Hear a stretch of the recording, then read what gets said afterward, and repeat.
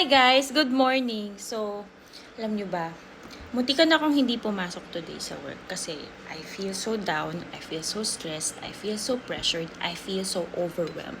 I-share ko lang how energy healing has helped me to get up and show up today. So, I woke up really pressured and stressed. Actually, kagabi pa.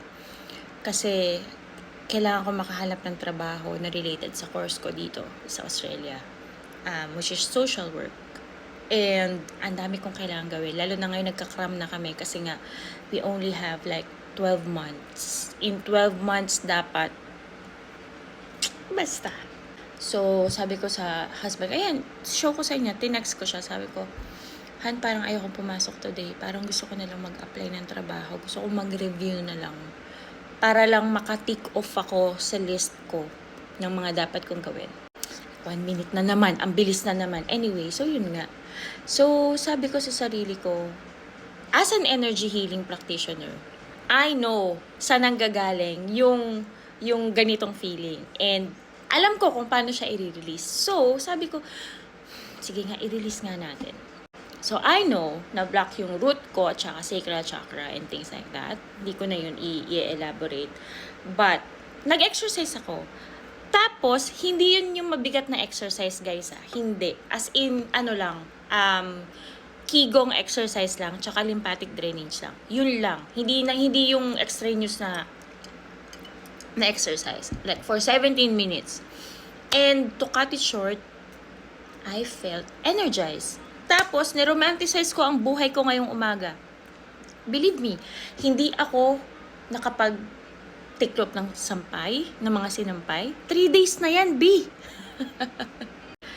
Hindi ako nakapagluto. 12:00 na, hindi pa ako nagluluto. Although may leftover naman kami, and ayoko naman yung mag-go into waste. But, bala ko sana magluto ng chicken afritada today. Kaya lang, dahil nga down ako, wala, ayoko. Baka magprito na lang ako ng manok. Tapos, I decided to whip up a breakfast na alam kong masasayahan ako. Na parang, sige, gawin ko to. And then I did! Guys, napakasarap. So, syempre, alam nyo naman, itong hard-boiled egg na ginawa ko, tapos yung QP, tapos ngayon nilagyan ko ng fried garlic. Tapos, meron Italian herbs na naman. Ito yung, alam nyo naman, paborito ko to. Tapos, yan, yogurt lang. At yung paborito kong matcha drink, gumawa ako ng matcha.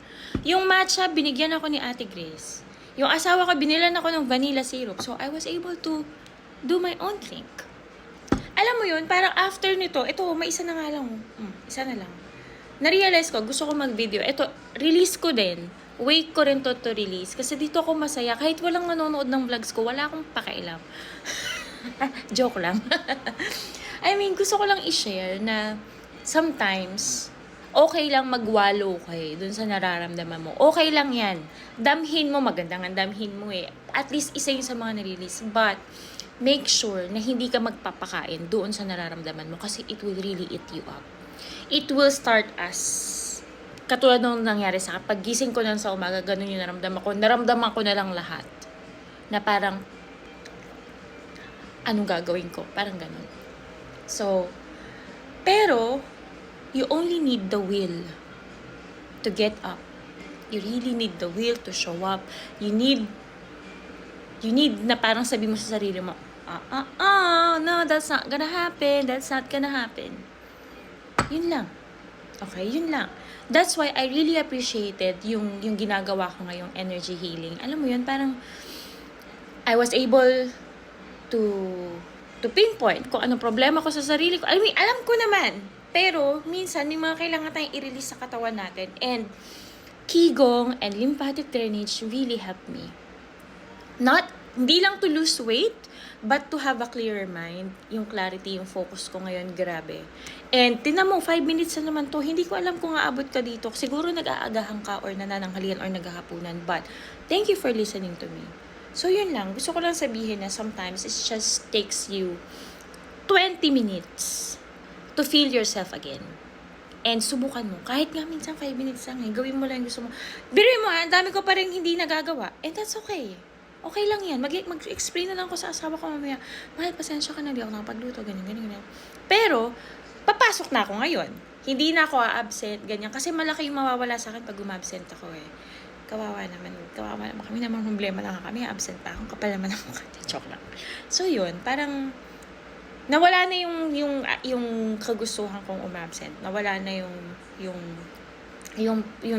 pagiging down ko. Kasi alam ko naman sa sarili ko na may ginawa din naman ako. Like, kagabi, bago ako matulog, nag-apply ako, gumawa ko ng mga cover letters. Talagang, yung intention ko ngayon to find a job na talagang as in nandun na. Talagang, lagi namang nandun, kaya lang, iba lang yung atake sa akin ngayon. Anyway, so yun lang. Ang haba na nito, 6 minutes. But, thank you for being here with me. And dahil dyan, ipapakita ko sa inyo kung gaano kasarap to.